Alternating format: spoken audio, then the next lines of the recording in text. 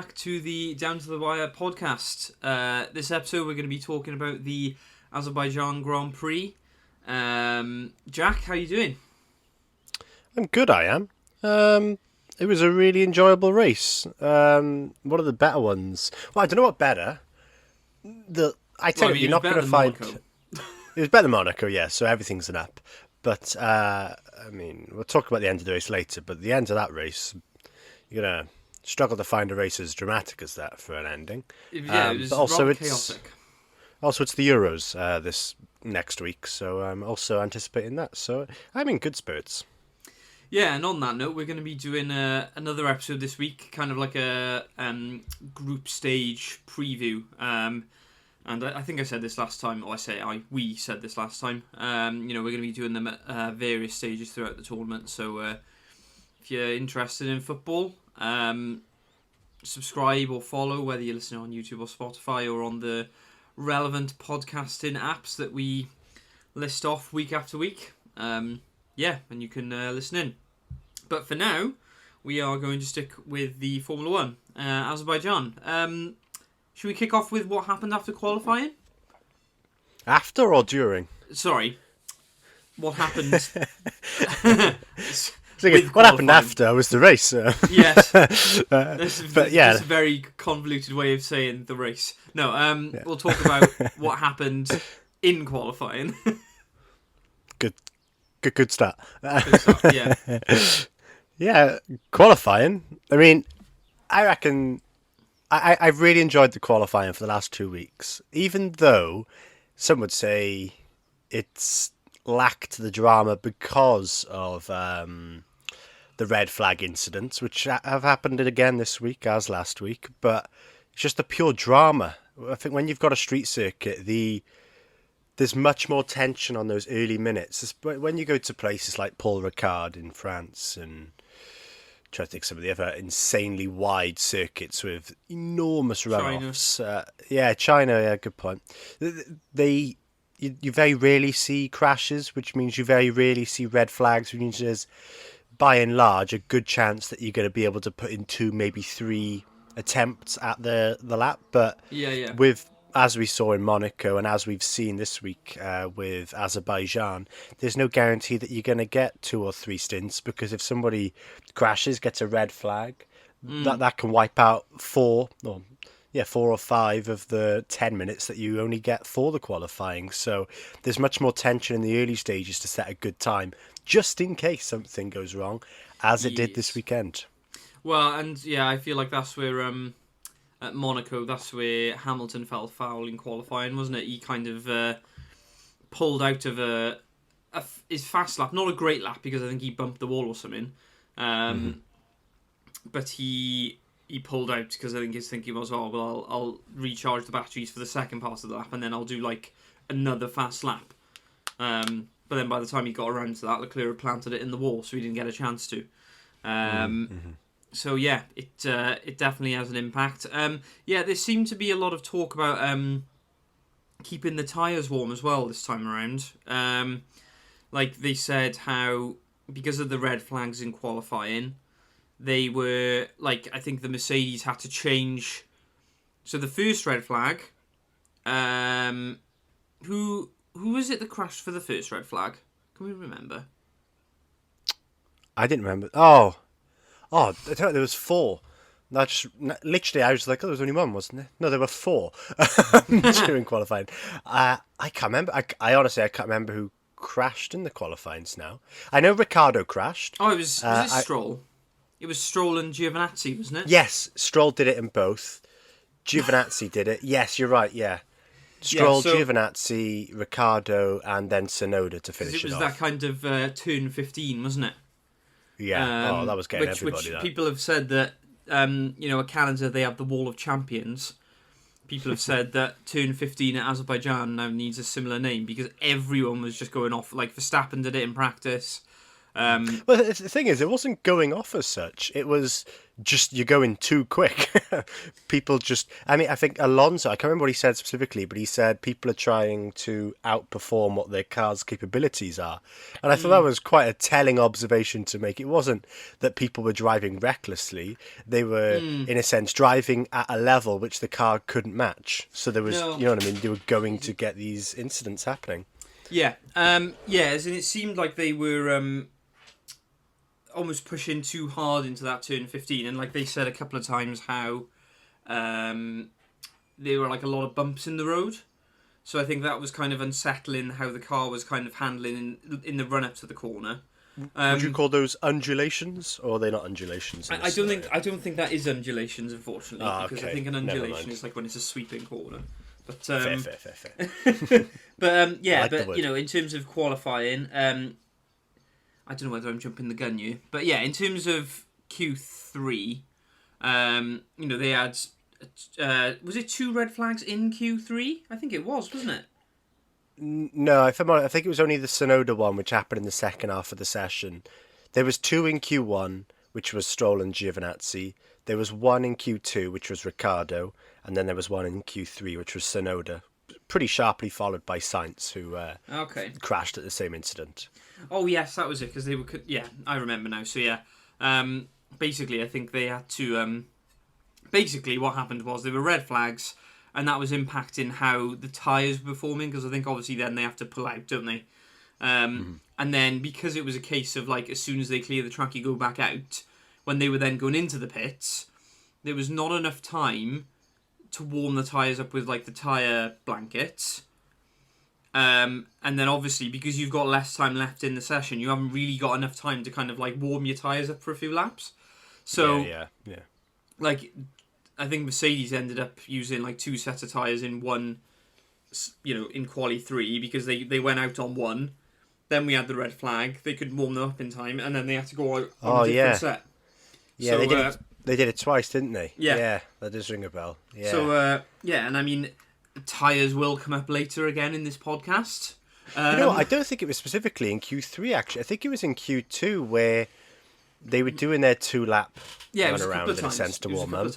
And then that was when Stroll went in the wall. They went out again on one, and then Giovinazzi goes in the wall. And that was when it was like, oh, gosh, you guys aren't going to... And obviously, you've got to leave one set spare for Q3, otherwise you're not going to have a chance to get anywhere up to the top. Yeah, definitely. But so... interesting scenario. Yeah, it was a weird session. There was a lot of red flags. It was a very stop-start session, I thought. But yeah. Do you have anything else you want to say about qualifying? Not so much as to what happened, but more so the results, in a sense. Leclerc got pole. He got it with an early fast lap, where he got a massive bit of helping hand from... He got a double toe, didn't he? Yeah, from Hamilton, which was beautiful for him. Oh, of course, double toe from Bottas, who was giving it to Hamilton as well. So Bottas was giving it to Hamilton, and then Hamilton was giving extra toe to Leclerc. So Leclerc had like and I think I'm right in saying they said on the commentary that the slipstream was like the equivalent of 6/10 or something bonkers like that. Yeah. It's because of that massive straight, effectively. So yeah. So yeah, like you said, Leclerc finished first. Hamilton got a similar effect, as we were just saying, off of Bottas. Yeah. I don't think he got one for the second, the second time he go down the straight. I don't think he got a toe on that occasion. No. But then Verstappen got third with no toe. So it kind of... To be fair, the fastest car on the weekend was the Red Bull. Mm-hmm. But in terms of the qualifying and how it played out, they didn't get... Well, I don't know why Perez didn't give Verstappen a toe. No. I don't know why. I don't know if that's on Perez, but... No. But I thought Red Bull would have said, let's take shifts doing this because it's really good. It is worth saying that Mercedes did throw Bottas to the wolves a little bit, because Bottas basically then didn't get a chance at a fast lap. So I think perhaps Red Bull kind of... Okay, they didn't get as high up as Mercedes, but at least they had 3-7, whereas Hamilton was in second. I'm not sure where Bottas qualified. It was like 8th or 9th, wasn't it? It was a 10th. Flipping heck, yeah. So there you go. So, yeah, and again, Verstappen was unfortunate in that when he went to do a fast lap, or his fast lap, they had a red flag, so he had to pull out. So yeah, I think it was a bit of a weird one, because I think when you look at that grid, you've probably got the fastest car in third, Ferrari in first, very much out of position, which ultimately I think was shown in how it went in the race, in all honesty. Because I think there was an element of, like, they got pole at Monaco, they got pole again, you're like, oh, Ferrari back then? And then as the race unfolded, which we'll get into later, it kind of didn't materialise. No, not at all. So yeah, it was, and like Pierre Gasly in fourth, like it was an interesting grid, which as a result made for an interesting race, I think. To be fair, the AlphaTauri has been a decent car this year. They've just really botched strategies on more than one occasion. So, and now that we're sort of, I mean, I'm not saying Azerbaijan is a street circuit, but it's the way it's laid out is much more familiar to a non-street circuit in a way. Yeah, it's not like Monaco, is it? No, it's not stop-start. It's a very fast circuit. So, I mean, I'm hoping that they can carry this forward. I know we've said it previously on previous episodes that we were hoping that AlphaTauri might get in amongst at the front, because to be fair, they have a car capable of challenging the Ferrari and McLarens, as we saw this weekend, and long may that continue. You know what I mean? As much as I like seeing Aston Martin towards the front, again, maybe spoiler for later on, that Vettel had a good one, but in a sense, I don't think that's going to last. I think that's you know what I mean? These are little one-offs happening for Aston Martin at the moment, but I do think AlphaTauri are going to be here for the long time. Definitely. In terms of just sort of questions I kind of plucked up after the qualifying, do you think cars, I mean, it was sort of raised after Leclerc's red flag incident in Monaco, but do you think cars should, or not cars, drivers should have their qualifying times deleted if they cause a red flag? I think so. Yeah? I think so, because you could argue that the balance is pushing the car as hard as you can, but without pushing it too far. So you could argue that if you are crashing, you've pushed it beyond the limit of the car's capabilities, and therefore you should be penalised. So, that's what they do in IndyCar, so I don't see why. I mean, perhaps less so this week, because there was an element to which the cars that crashed out didn't benefit per se from the session ending early, whereas last time around, Leclerc crashed out when he was on pole, so it meant that no one else could go faster. I'll be honest, I did think Leclerc was going to do the same this week, because Bottas went out first for his final stint, and he instantly was like, I want a tow. There's no chance I'm doing this again without a tow. And Hamilton was far too far back at that stage, and then he just didn't move basically down one of the straights and just let Leclerc overtake. And I thought Leclerc at the front with the fastest time already. I thought he's either going to go, I lock up and go, down a what's it called, escape road or whatever, just so that it stops everybody else from doing a very quick lap. Or I thought he might not even do a fast lap and just be in the way in a way. Like, as the straight starts, go, I'm just going to do a normal pace and drive into the pit lane, just because that way then, everyone else is getting really done over by this. I mean... But he didn't do either, and that's because of the Sonoda incident. I mean, there were a couple of other things, I think, in terms of qualifying, I guess particularly for... I feel like it was highlighted this weekend at Azerbaijan, and it's been highlighted at Monza a couple of times, where the minimum lap time for, as in, and they said it on commentary, so I think they said a certain corner you weren't allowed to slow down. I think it's turn 16, I think it would be. Okay. I think basically you weren't allowed to slow down at turn 16 to kind of get a bit of a gap before you go on to the quick chicane in the straight. And they said, as a result... To be fair, you saw them, they all braked after turn 14, didn't they, on the downhill? This is the thing. So they said, as a result, they just started braking like 2 or 3 corners earlier, and just started kind of coasting around. So I think there's an argument to be made for being a lot harsher in terms of the minimum time for, as in, like, I think they said it was something like a 2:07, which, when you consider that, 207 rung a bell with me, yeah. so, like, when you consider, like, you're talking 140s, like, I think you should probably be saying, like, 150 is the To be fair, minimum the lap time. 140 is faster slap. Well, actually, it was about 141, around there. So Well, yeah, but nine set, you can't expect them to go super quick because then the tyres won't physically last. I mean, they always say how fragile they are, especially when Yeah. you're doing the speeds they're going to be aiming to do. Yeah, okay, But fair enough. yeah, But I as know in what you mean. 2:07 is, like, excessive. As in, Yeah, you don't need 27 seconds leeway, do you? Exactly. So I think that's an interesting one. And, like, I guess you could argue, how does... I guess perhaps it's been highlighted more in the past couple of weeks, but as in, a lot of time gets lost, doesn't it, when you have these kind of incidents in qualifying? In Yeah, terms of well, track time, I mean. on that sort of point, do you think when there's a red flag incident they should add time back on? Because in a sense, it's not just stopping people's current run. They've then got to somehow manage to get out the pits, get all the way around in, what I mean, in the time remaining. I mean, I sort of should they put on, say, an extra 2 minutes every time there's a red flag incident? Obviously not to completely recuperate it, but just so, because it's only 10 minutes. And I mean, I said previously that, especially on circuits like Imola, where it was so punishing if you made an error, it was like, oh no, not Imola, Portimao.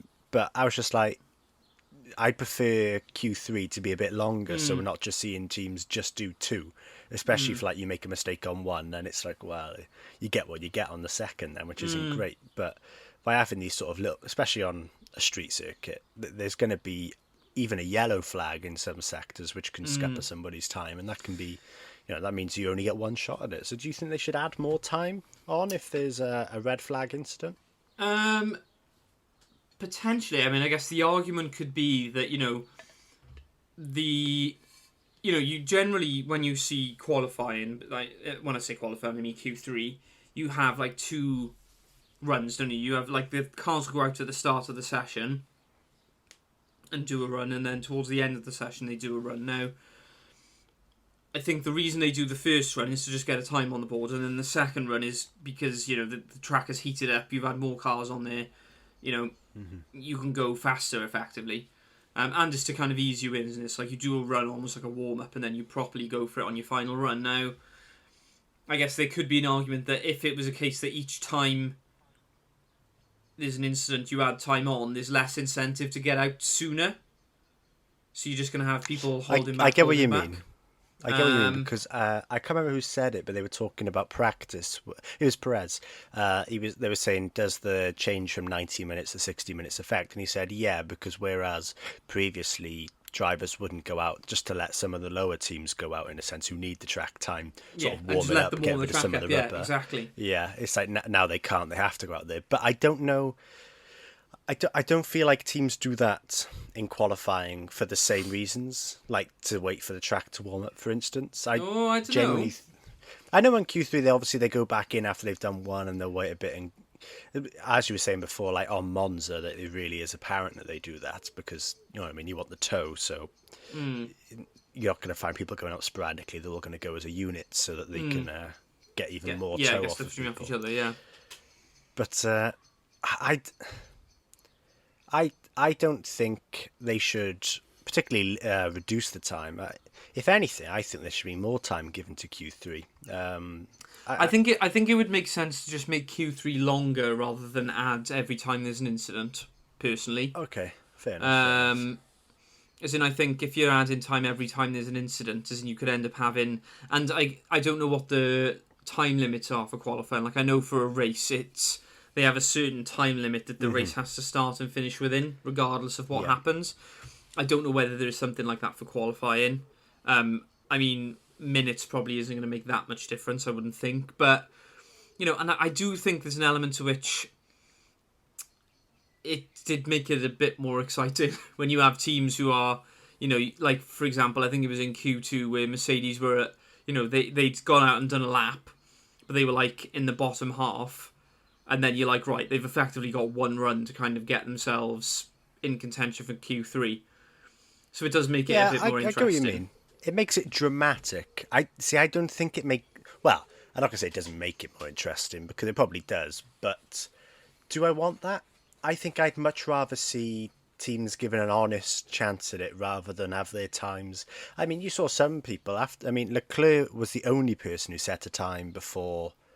Oh, maybe there were two. No, it was in Q2. He was the only person to set a time before the first red flag in that Yeah. session. And then there were some people who obviously weren't even getting anywhere close to affected by the crash that had happened, but their times instantly stopped. And it's like, it just, you know what I mean? Not that it leaves a bad taste in the mouth, but I mean, you think of someone like Sebastian Vettel who ended up qualifying 11th because of a crash further back on the circuit. And it's like, oh no, it was ahead of him, I lied. But you know what I mean? You can feel really like, oh, really? It's like I've got all the way around here and now there's a red flag. I think I'd much Sport, rather isn't it? see people get a full go at it, even. Yeah, that's just my thoughts. Those are your thoughts. I don't know. I'm jury's out on that for me. Fair enough. Fair enough. Jury's out. Those are my thoughts. Should we move on to the race then itself? Let's do that. Yeah. I mean, we've got different segments because if you watch the race, you'll probably know what one of those segments is going to be. But, you know, there were lots of different key moments, shall we say, in the race. But Yeah. we'll start at the beginning. Yeah, I mean, initially, after watching qualifying, well, not watching qualifying, seeing the results of, I did watch qualifying, but seeing the results of qualifying, you see Leclerc followed by Hamilton, followed by Verstappen, just isolating those three, firstly. I thought firstly, I thought Verstappen's got this. Even though he's third, this statistically is the circuit which has the most overtakes on it. So I thought, this isn't going to be a Monaco. We're going to see a lot of overtakes, and that means there's just going to be lots of opportunities for Verstappen to get up front. But I thought if Ferrari and, well, Leclerc that is, and Hamilton had a chance of either one of them to win in the race, I thought Hamilton had to leave Leclerc alone. Yeah. Because once the DRS starts, all of a sudden Verstappen is going to be able to pass Hamilton with DRS. But if Hamilton has DRS on Leclerc, then you know what I mean, they're negating each other. And as long as Hamilton isn't overtaking Leclerc, it's going to be constantly like that.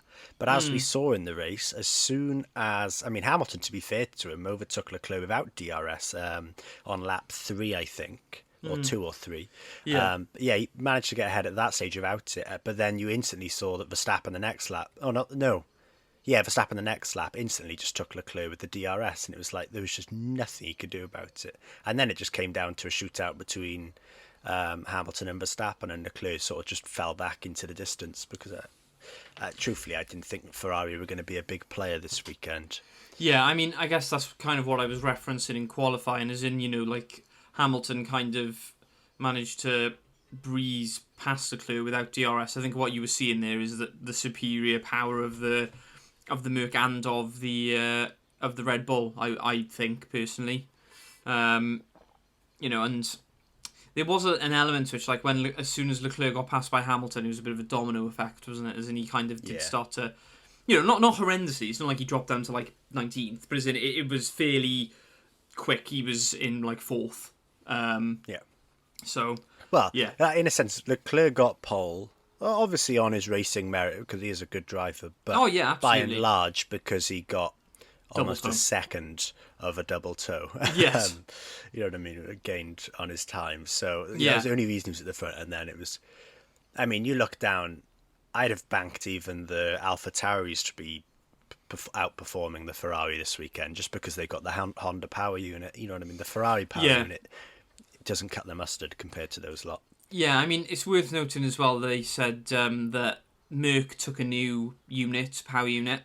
I don't know whether Ferrari did. I have a feeling they might have done, because I think in my head, one of the only teams that haven't was Red Bull. Red Bull, yeah. So why wouldn't they have taken the extra power unit, though? Is it not just common sense to do it? I mean, the argument would be... Sorry? What could be, what could be lost in doing it? You've only got a certain number of units per season, haven't you? So the argument could be, well, Red Bull think, right, well, we're confident we're going to be fast at this circuit anyway. we don't need to take a power unit now, and then that's another race further down the line where they're getting the benefit of having a newer engine. So, perhaps a circuit that favours, because like for example, next race now, where perhaps you'd anticipate Mercedes being slightly more threatening on a faster circuit. Is there an element to which Red Bull go, right, we need to cut our losses, new engine this weekend?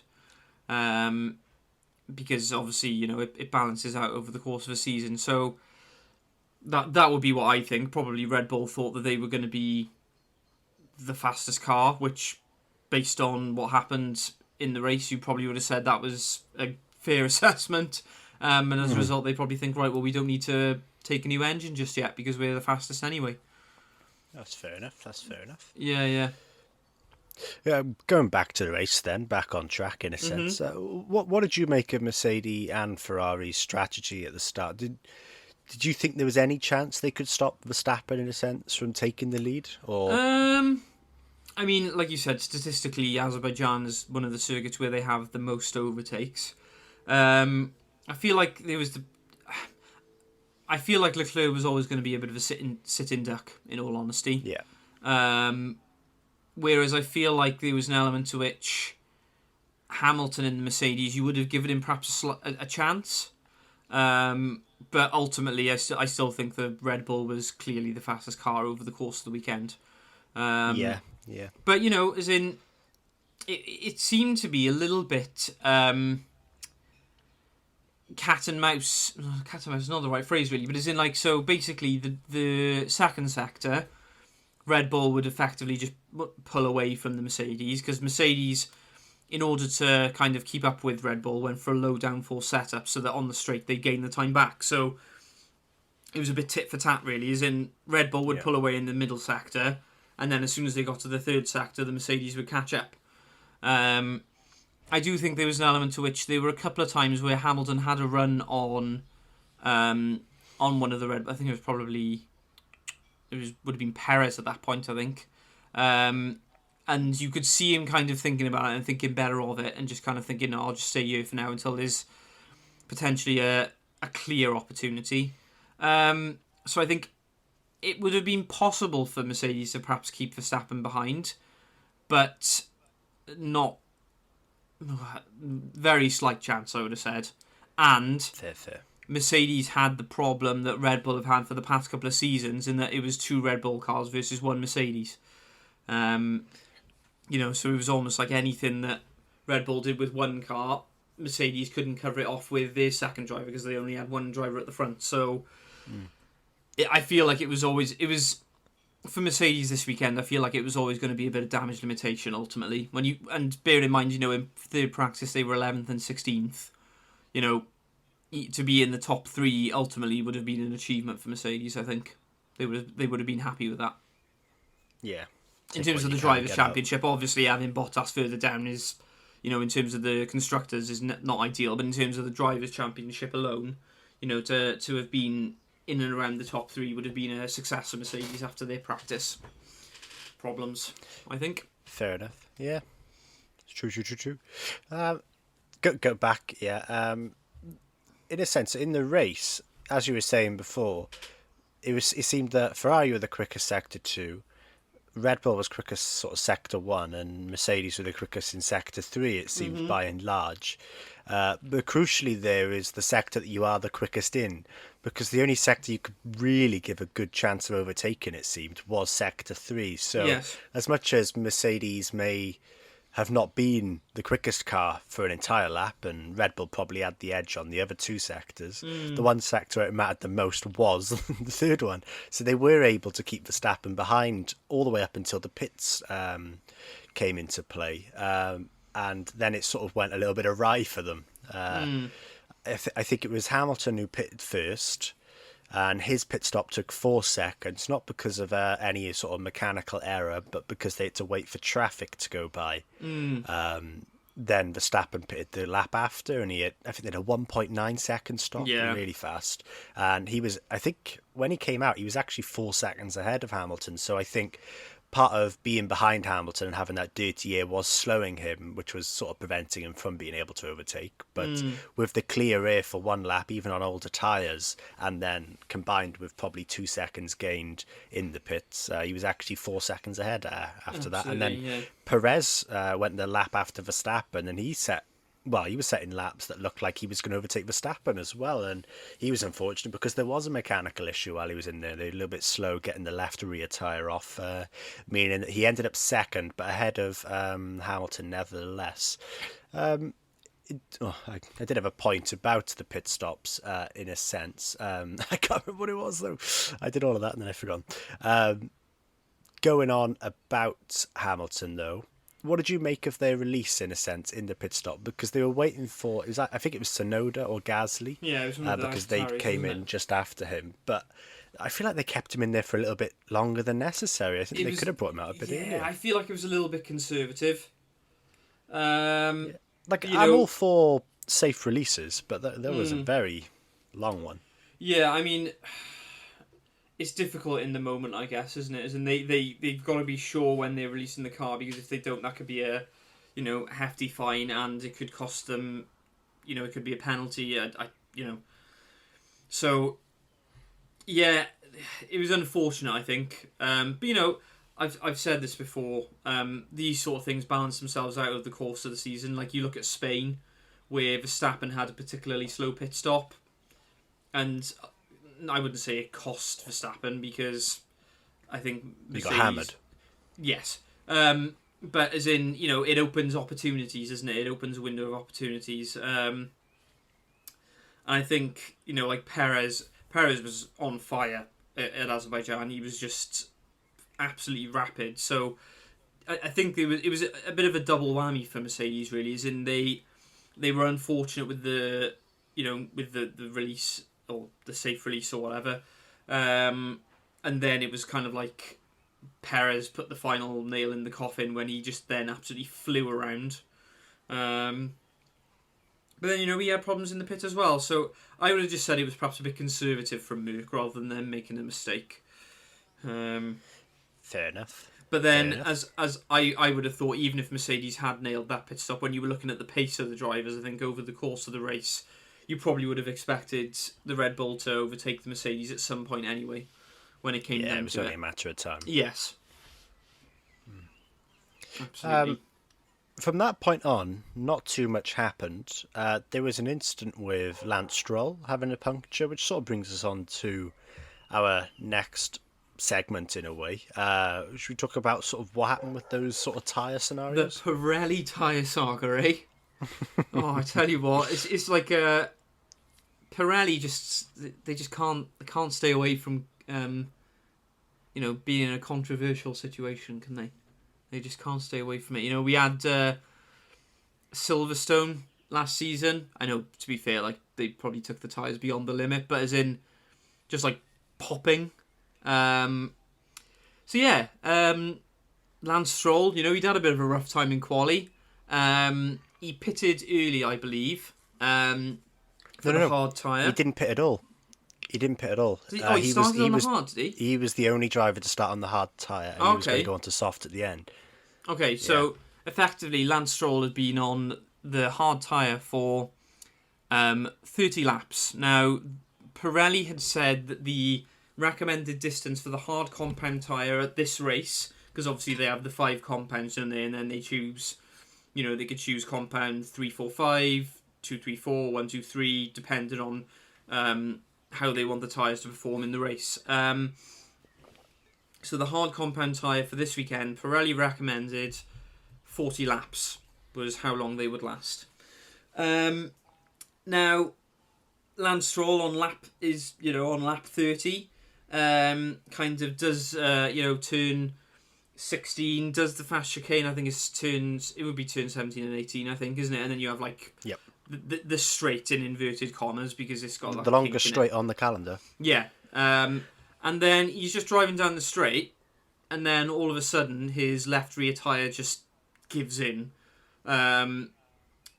So yeah, you were like, oh, that looked a little bit innocuous. And you could see he was instantly concerned. He was like, red flag, because he knew where he was in the circuit. It wasn't Yeah. very far up that straight, and it No. was just after the 2 kinks in the road. So it was Yeah, like, yeah, these and, guys well, are coming around here blind, Yes. and I'm going to get hit yeah, right well, in the middle. and this, like when you saw the footage from the cockpit, it was like they are flying past. It's like, it's not a place you really want to be sat.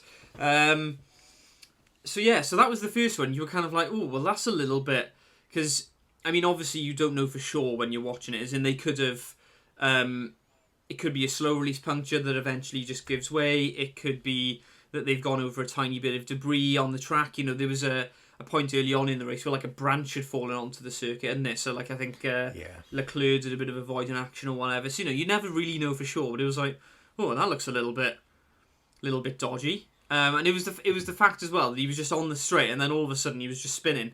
So it was kind of fairly random. So at that point it was I think, was it just a safety car for that? Was it just a yellow? It was just a safety car. Yeah, it was not a red flag. They somehow managed to deal with that one without the need for a red flag. Oh, I think part of the problem as well was that it was in the pit lane, wasn't it? Wasn't that part of the issue? It was like on the guide. It exploded relatively early on the straight, but the distance it took him, because obviously you're carrying almost 200 miles per hour at that stage, took him. I think it didn't take him where the white line had gone solid, but he was on where it was all spotted in a sense, which was part of the pit lane entry. So they did close the pit lane in that scenario, which was interesting. Yeah. That happens, and you've probably got some of them kind of up front going, oh, well, that's a little bit concerning. You've had, obviously Hamilton and Co. and, Verstappen, all of those at the front have started on different tyres and then moved on to the hards. But as in, when you were looking at how long was left in the race, you were like, oh, give it sort of 10 laps and that could be my car kind of thing. Yeah. As in, ultimately, when it happens to one car, you don't really think much of it. You think it's more likely to have been debris or a freak than the tyre, especially when Pirelli are telling you that you've got 40 laps on that tyre. And then, lo and behold, 2 to 3 laps before the finish, before the final, 2 or 3 laps before the end. The checkered flag, yes, but 2 or 3 laps before the checkered flag. Again, Max Verstappen does turn 16, 17, 18 through the fast chicane, and flat he was out on drastically the further up, which was He was further up, but it was in the same scenario where he was just going in a straight line, and rear left goes, spins, smashes into the wall, and he's out of the race. Again, at this point then, you're like, well, hang on, you've had 2 cars in the same area of the circuit with the same tyre failing. And it was interesting because they said that there had been a spike in temperature on the tyre, because obviously 17, 18 is... I say it's a chicane, it's not really, because it's flat out. It's almost like a right-left, isn't it? It's like a very quick corner. The turn, the straight in a sense, starts at turn 16. Yes. Because you basically, your foot's to the floor, and you've just got to make sure you can negotiate those turns at max speed possible. Essentially you're lining yourself up for the straight. Enormous straight, yeah. There was a spike in temperature on that rear left, because obviously that's where, when you think about it, that's where you've got the most speed coming out of that corner onto the straight, because you foot to the floor, as you said. Now, Red Bull had reported that they hadn't had any telemetry which would have suggested there was going to be a puncture, which is usually the case. And therefore they suggested to Michael Massey, the race director, that there should be a red flag, so that all drivers could come in and change their tyres. To be fair to them, that was a very noble thing to do, because in that scenario, you've got, even though you're heartbroken that Verstappen is no longer in first, you've still got Perez now in first, Hamilton in second, and in a sense, by allowing this red flag incident to happen, you're basically giving everybody a fresh set of softs and saying, have a stab at Sergio Perez here, because, you know what I mean, Hamilton could very easily have, and, as we'll go on to talk about, he could have overtaken into turn 1, you know what I mean, or even any other part of the circuit. So it was a very sporting gesture of Red Bull at the very least. I mean, perhaps I'm slightly more cynical, and I see it as they saw it as a potential opportunity to get Perez on better tyres. I'm just going to put that out there. Possibly, but at the same time, Perez had spent the least amount of time of the front three on them, and he is very good at maintaining tyre life. So I would have been surprised if they were that, or if they were that concerned, especially as, I mean, going on about what they were saying about Verstappen when his tyre exploded. They said there was no signals or indicators that it was going to happen. I imagine one of the indicators, if there were one, was probably how old the tyre is. And you know what I mean? You've still got 10 laps of life in the tyre, or supposedly 10 laps of life in the tyre. I'm surprised that they would have been that concerned, in a sense, to want to switch him.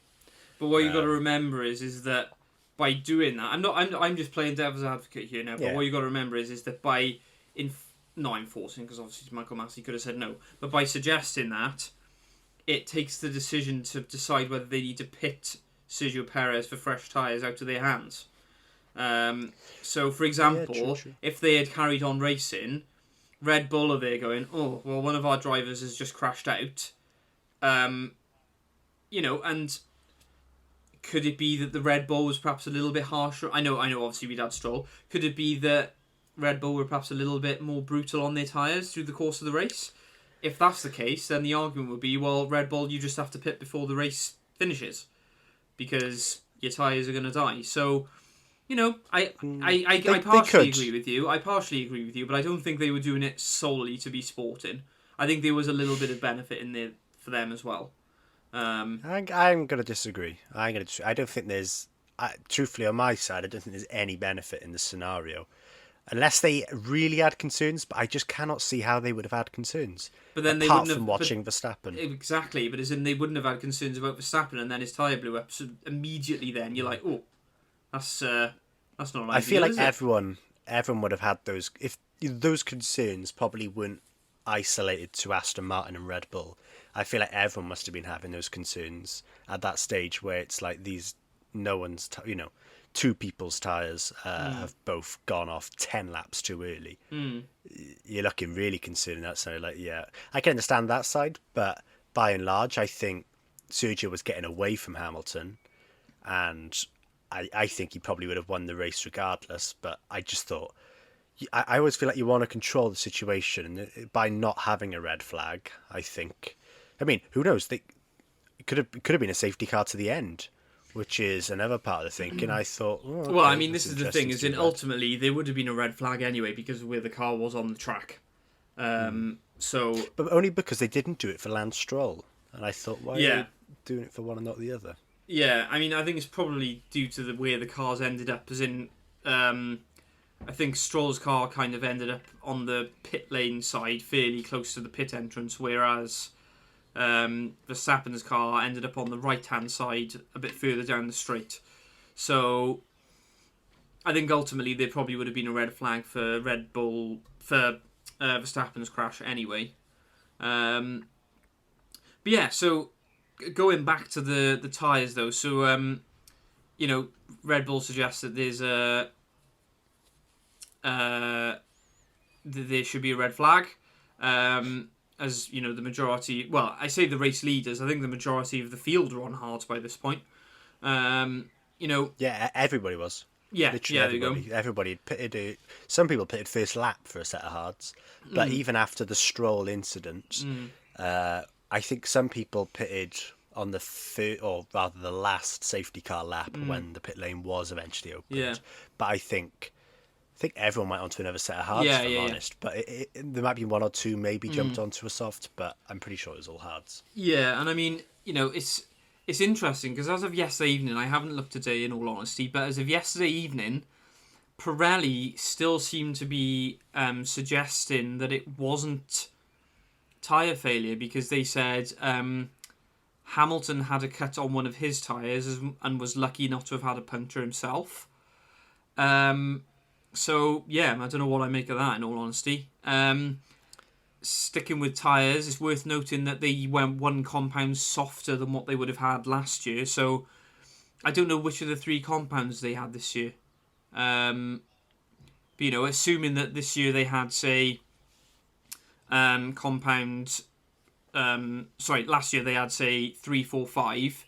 They would have had 2, 3, 4 this year. So, again, bit of a weird one. I've never really understood the point of changing. Like, I can understand why they do it between circuits, because obviously certain circuits will be more strenuous on the tyres than others. You know, like last year they did it for Silverstone, because obviously you had Silverstone twice in a row. You don't want to have effectively the same race twice, so it changes it up a little bit. But when it's the same circuit 1 year apart, there's an element to which I think, well, why don't you just leave it as it is? Particularly at Azerbaijan as well, because it's you know, it's never a boring race, is it? As in, it's never a race where nothing it's happens. got the most overtakes. Exactly, as in, it's not like Monaco where you're dreaming for overtakes, as in things happen. So I don't really understand why they changed that. Also, Pirelli have changed how the tyre is constructed this season. So Pirelli have argued that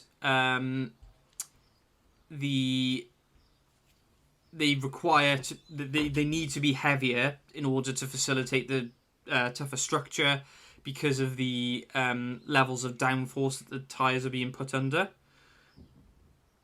So, you know, there are lots of things that have been happening with the tyres that perhaps up until now have gone under the surface a little bit, and now, because obviously there's been some high-profile blowouts, it's being questioned. I mean, it's also worth saying that the drivers seem to be unhappy with these heavier tyres, because, you know, I'd imagine they're probably not quite as...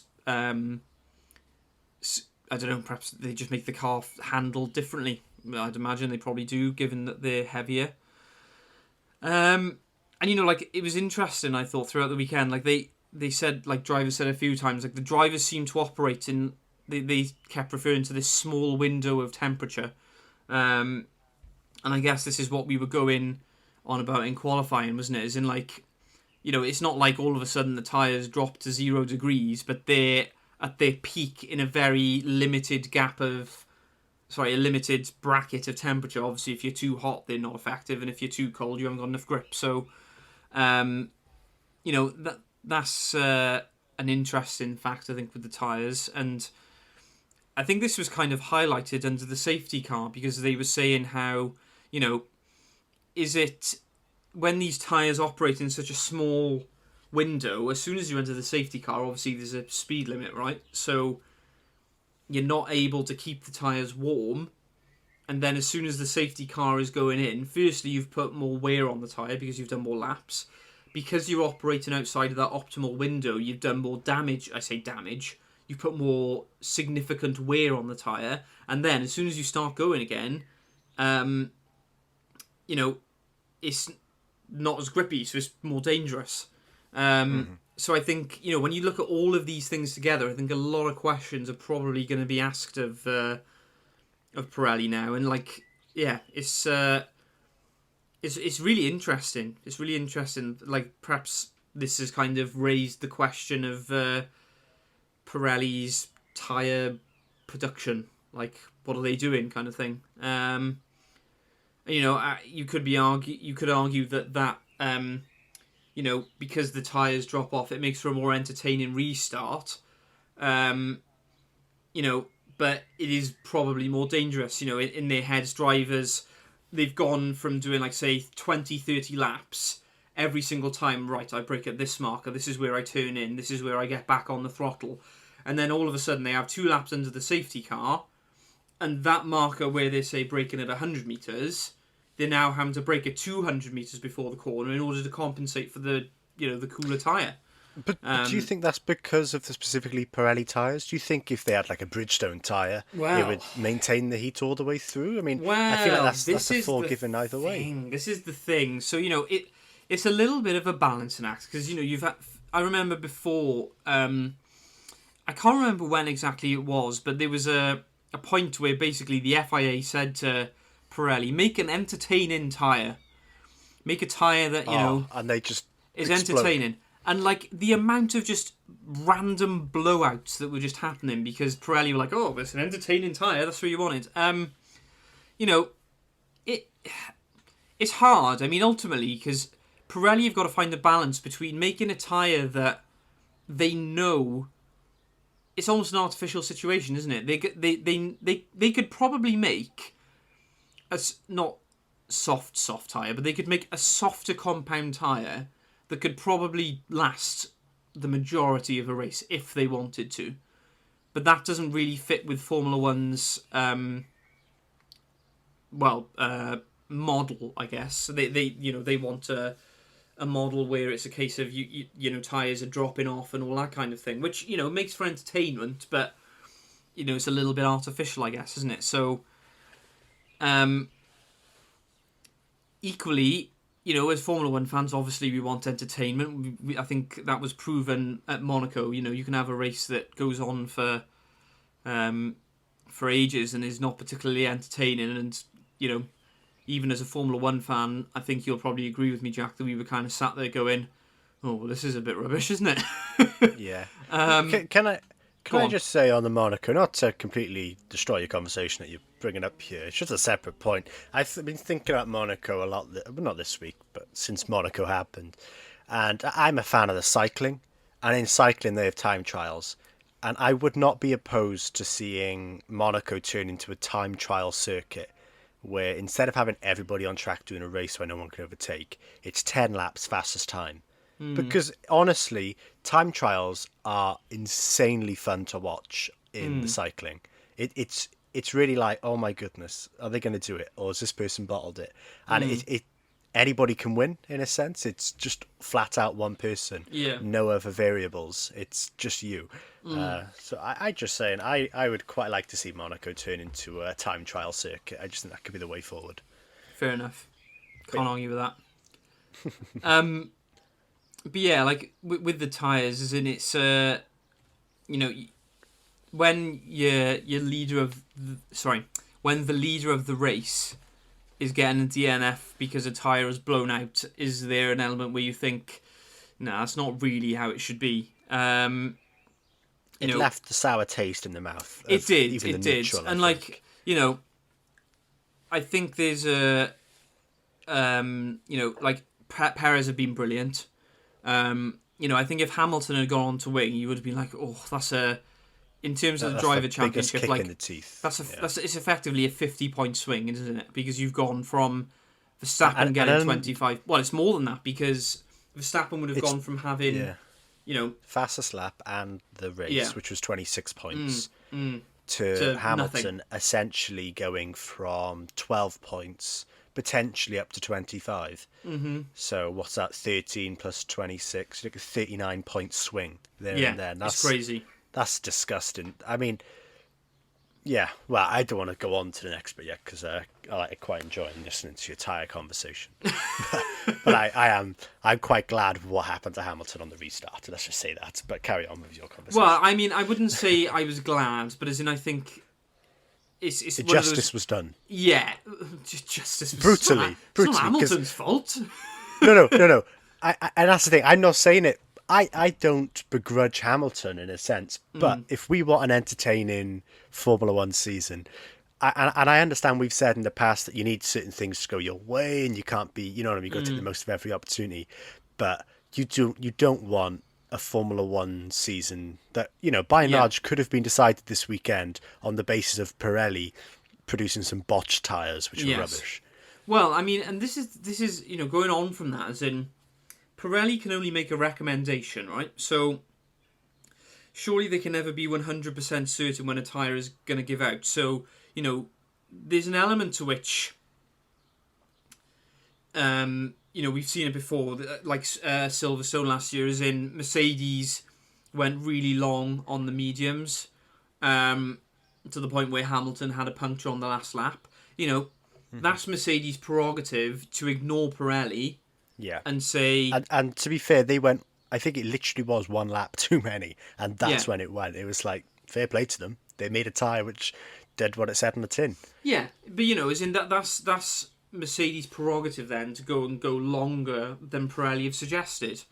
Now, because there are so many things to consider, isn't it? You've got the weather, you've got track temperature, you've got debris on the track. And when I say debris, I don't mean like bits of car, like any sort of debris. Like I said, we had that random branch, didn't we? kind of before Yeah, turn that was 15 or turn whatever. 15. Yeah, Yeah, yeah. the turn of Verstappen terror. literally cut the corner to avoid it. Yeah. So, as in, there's so many things to consider. They're never going to be able to Make a produce a perfect tyre tyre. where they can say that is when the tyre is going to give out. And, like you've got driver ability as well, haven't you? Like when you think of, you know, Sergio Perez is known for being very good at managing his tyres. Well, Sergio Perez on paper may be able to do 55 laps on a tyre that Pirelli suggests 40. So ultimately, it's never going to be bang on. But it's a tricky one. I mean, Hey, well, going on, sort of on this theme, would mm, you like to see a change to the rules where instead of having a soft, medium, and hard every weekend, or even a super soft, medium, and all that, all the way up to super hard or whatever, instead mm, of that, what if they just said, okay, this weekend you've got compound tire 2, and everyone's got that, and it's like, yeah, okay, there's less strategy in a sense of, are we going to go hard and long, or are we going to go soft and short, mm, instead of just saying, how long can you push this tire, which we're going to recommend, say, does 15 laps. mm, You know what I mean? Just give everybody a 15 lap tire, and it's like, on theory, you're going to have to do, say, 4 pit stops to survive at this race. But mm, if you try and extend this tire, say, to 18 or 19 on mm. each, you might be able to do it on 3. You know what I mean? And make it that way inclined, rather than, as you were saying, because in a sense, when you produce a tire which is, one which is only meant to do 10, one which is meant to do 20, and one which is meant to do 40, in a sense, you're just putting an element into that tire which is born to fail.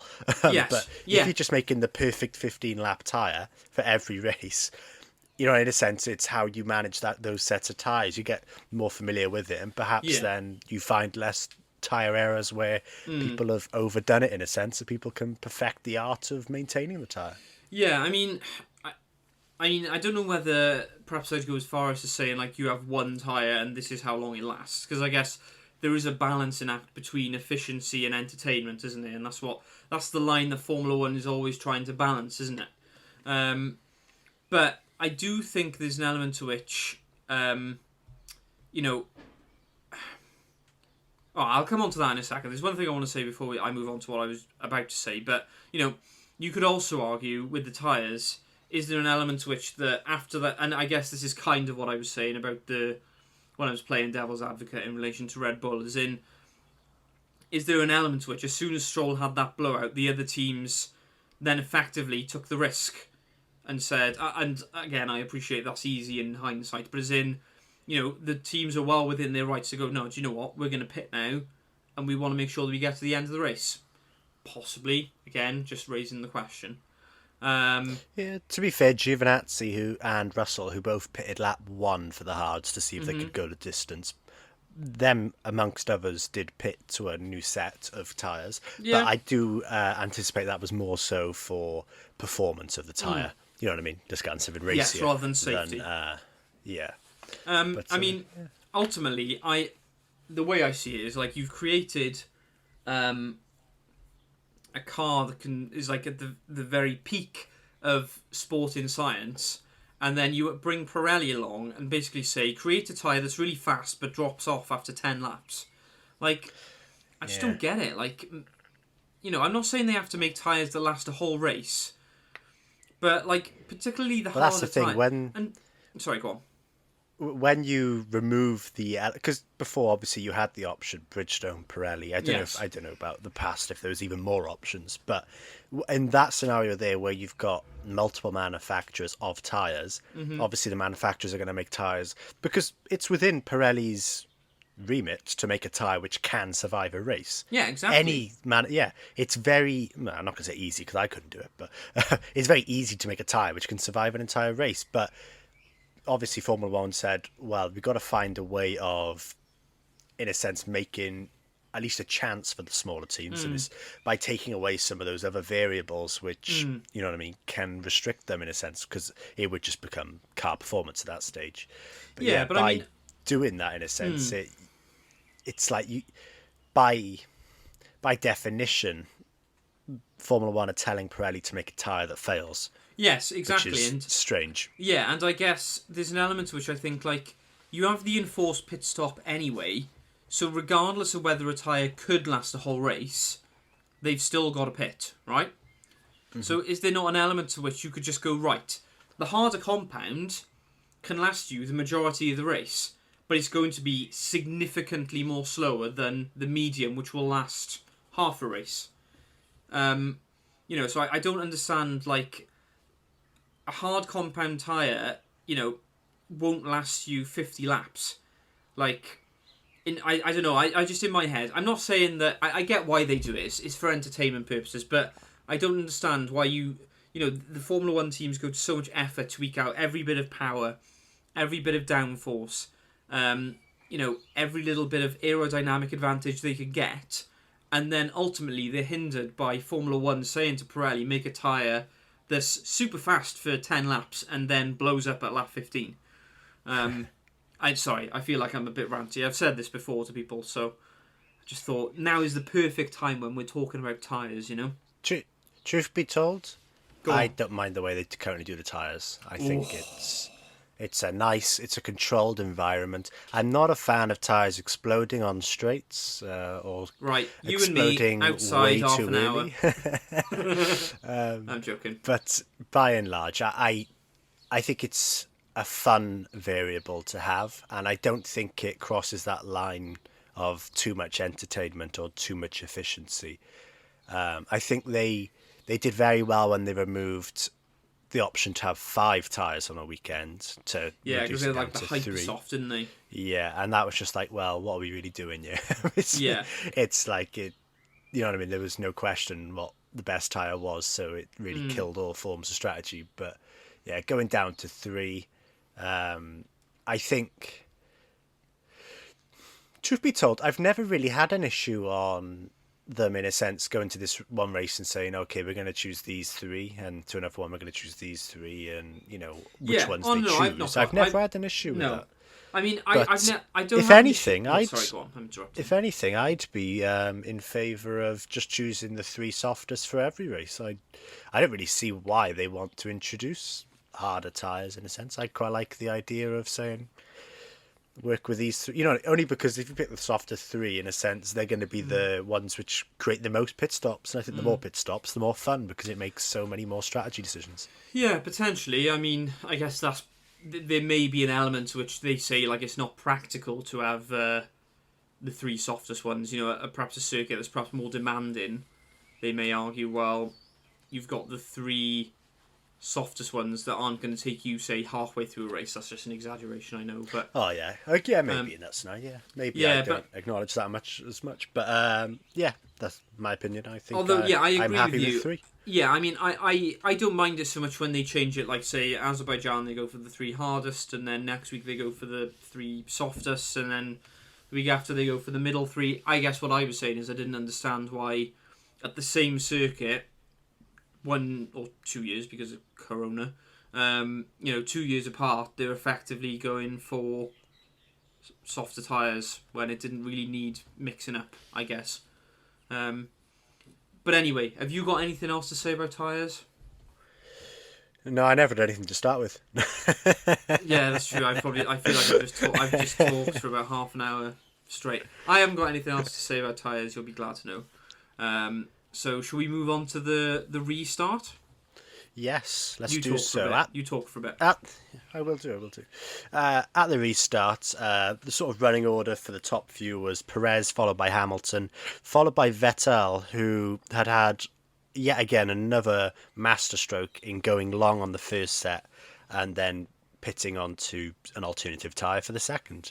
So he'd came back out of the pits when he did do his pit stop behind. Actually, it might have just been ahead of Tsunoda, behind Leclerc, who was behind Gasly, and he managed to overtake both of them. I believe that's the case, on his sort of continuation of the race. The running order was Perez, Hamilton, Vettel, Gasly, Leclerc, Tsunoda, and then Norris. And then Sainz. I was going to keep going there, but no, I'll stop there. But yeah, as the race restarted, Hamilton, well, they were all waiting to restart. They're doing a standing start. That's what Michael Massey opted for. He didn't go for a running start or moving. I don't know what the terminology is, but he went for a standing start. And from the coverage, I mean, I don't know if it's always like this. Maybe it was just a shadow, but it looked like there was a lot of steam and smoke coming from some of the cars, particularly on Hamilton's side. And I have read since that, well, Hamilton apparently clicked this magic button by accident. Apparently it's to warm up the brakes, I was reading. I know you've put something about brake bias as well, but I think the purpose, in a sense, was to warm up the brakes when they weren't really going to be getting that warm, just so you're not going cold to the first turn. But apparently, did he leave it on and which overwarmed them? Is that the correct? I think effectively he made like the majority of the braking happen at the front of his car, and then almost nothing happening at the back. Which did make itself apparent when he tried to do the first turn and couldn't turn. Sorry, that's the best that made itself apparent. That's like the most nonchalant. Like, if you've not seen it, Hamilton locks up and just goes straight. Made itself apparent. I like that.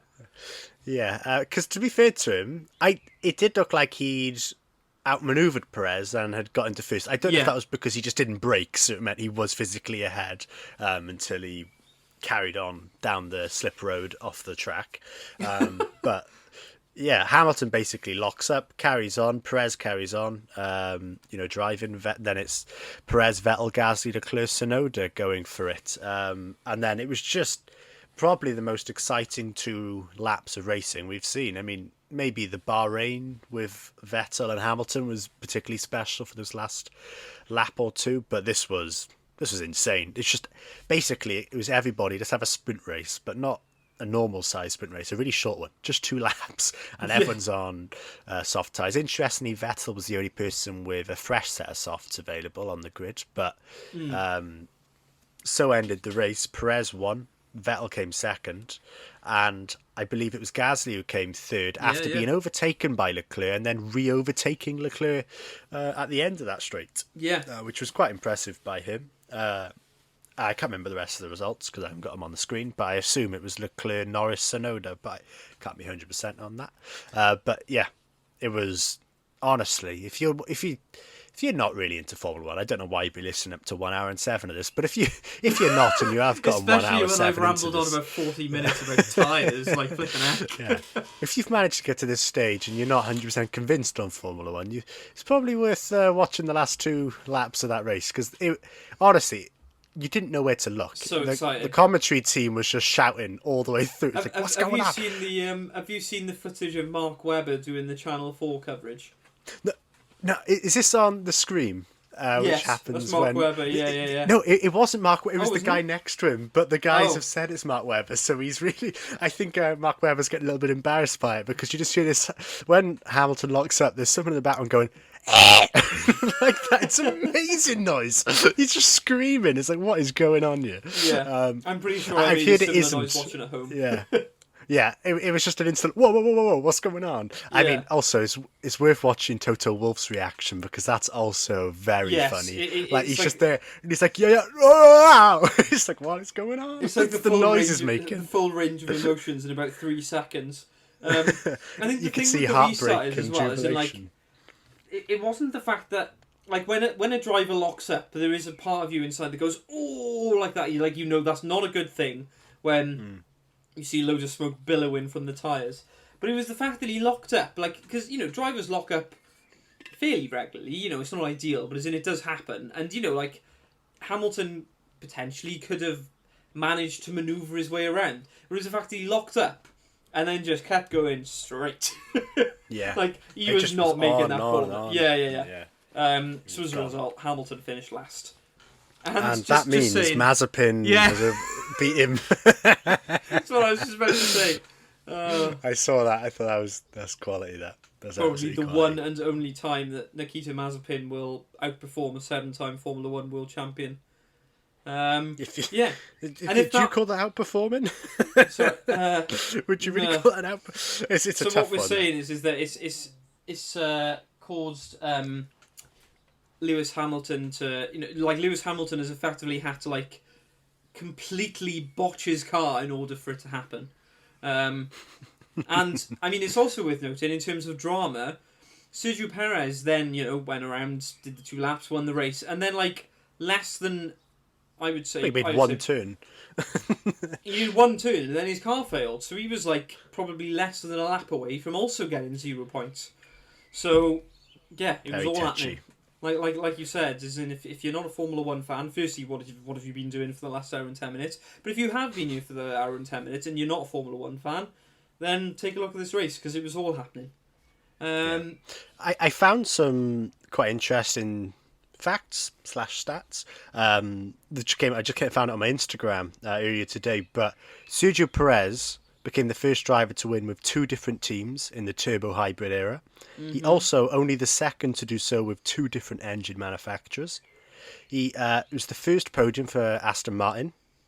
It was the first time since the 2012 Grand Prix, that was the United States Grand Prix, that both Mercedes drivers finished but didn't get any points. It's the first time Verstappen as well, isn't it? Yeah, this is the first time since 2013 Japanese Grand Prix that Hamilton, Verstappen and Bottas, none of them got a point, which is quite impressive. The first time since Monaco 2018 that someone other than Verstappen has won in a Red Bull. I thought that was quite telling. Hang on, since when? Monaco 2018. Wow. So Albon never won a race, and Gasly, I guess, never won a race. And then you have to go probably, is it Vettel or Webber? It would, it probably, or somebody else. Danny Rick. I don't know. Danny Rick, oh yeah, I forgot he was there. Oh, that was when he had his famous sort of just belly flop into the water photo, wasn't it? Yeah, I mean, I think what you see in there is that Red Bull have basically, for the first time in about 4 years, have got a number. I say number 2. Perez is better than a number 2, really. They've got another driver who is capable of. They got winning 2 a race. competent drivers. Yes, 2 competent drivers. I'm not saying Gasly isn't competent. Even when Alex Albon is no longer in Formula 1, we still find a way to insult him. Yeah, I'm not taking any shots at Gasly there, because Gasly is a proper driver. He's really doing well at AlphaTauri, and to be fair, I don't think he was given enough time. No, he wasn't in the Red Bull. But yeah, I mean, Albon, I don't think anybody thought he was going to last very long. No. Yeah. There we are. That's the end of this podcast. So if you like Formula 1, thank you for listening. If you don't like Formula 1, thank you very much for listening, because there was a lot of tyre talk in there. Perhaps let us know what you think. Well, hey, very good. Some would say you're treading on thin ice. That went down like a lead balloon. Or that went down like Lance Stroll's tyre. Yeah, so if you're listening on Spotify or YouTube, subscribe or follow. Perhaps let us know what you thought on the race. We're all on Google Podcasts, Apple Podcasts, Pocket Cast, Breaker, Anchor. Yes, we'll be back again later this week with our pre-Euros group lowdown. So keep an eye out for that. Jack, pleasure as always. Thank you. And we shall speak to you all soon.